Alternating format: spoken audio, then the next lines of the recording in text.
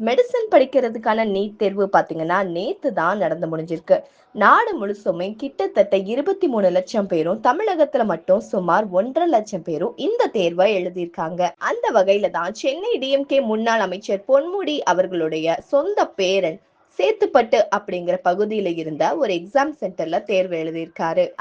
அவருடைய அப்பா கௌதம சிகாமணி, உறவினர்கள் அப்படின்னு எல்லாருமே தேர்வு மையத்துக்கு வாழ்த்தி வழி அனுப்பியிருக்காங்க. எம்பிபிஎஸ், பிடிஎஸ் மாதிரியான மருத்துவம் சார்ந்த படிப்புகளுக்கு தேசிய தேர்வுகள் முகாம் நீட் தேர்வை நடத்திட்டு வராங்க. இது வருஷம் ஒரு கல்வியாண்டு தொடக்கத்துக்கு முன்னாடி இந்த தேர்வு நாடு முழுசுமே நடத்தப்படுது. மருத்துவ படிப்புல சேர நீட் தேர்வு கட்டாயம் அப்படிங்கறனால மருத்துவ கனவு இருக்கிற ஒவ்வொரு மாணவர்களுமே பாத்தீங்கன்னா வருஷம் நீட் தேர்வை எழுதுவாங்க. இந்த நிலையில தான் 2025-26 கல்வி ஆண்டுக்கான நீட் தேர்வு நேத்து நாடு முழுசுமே நடந்திருக்கு. மதியம் 2 மணிக்கு தொடங்கி சாயங்காலம் 5:20 வரை நடந்த இந்த நீட் எக்ஸாம 23 லட்சம் ஸ்டூடெண்ட்ஸ் எழுதியிருக்காங்க.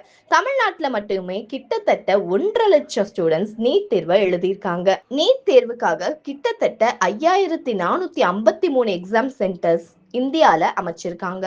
அது மட்டும் இல்லாம 13 எக்ஸாம் சென்டர்ஸ் வெளிநாட்டுலயும் அமைச்சிருக்காங்க.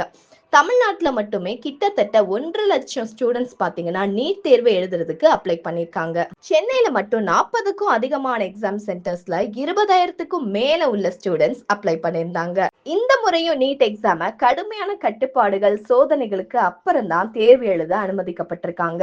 நார்மல் ட்ரெஸ் போட்டு வந்தவங்கள தான் எக்ஸாம்க்கு அலோவ் பண்ணிருக்காங்க. மூக்குத்தி, மோதிரம் மாதிரியான ஜுவல்லரிஸ்லாம் எக்ஸாம் சென்டருக்கு வெளியவே கழட்டிட்டு வரணும்னு சொல்லியிருக்காங்க. இந்த வருஷமும் நீட் தேர்வுல பல சுவாரஸ்ய சம்பவங்களும் சோக சம்பவங்களும் நடந்திருக்கு.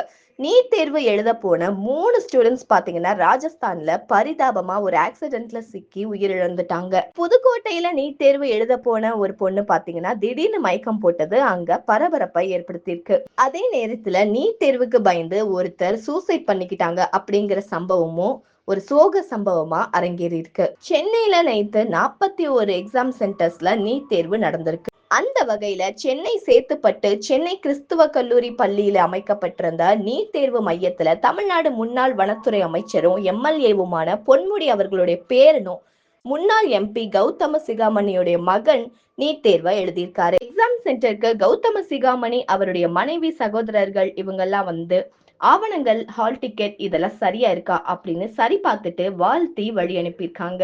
இந்த மாதிரியான லேட்டஸ்ட் அரசியல் அப்டேட்ஸ்லாம் உடனுக்குடனே தெரிஞ்சுக்கணும்னா மறக்காம நம்ம சேனல் ட்ரெண்டிங் டார்கெட்க்கு சப்ஸ்கிரைப் பண்ணி ஷேர் பண்ணுங்க. பாய், தேங்க்யூ.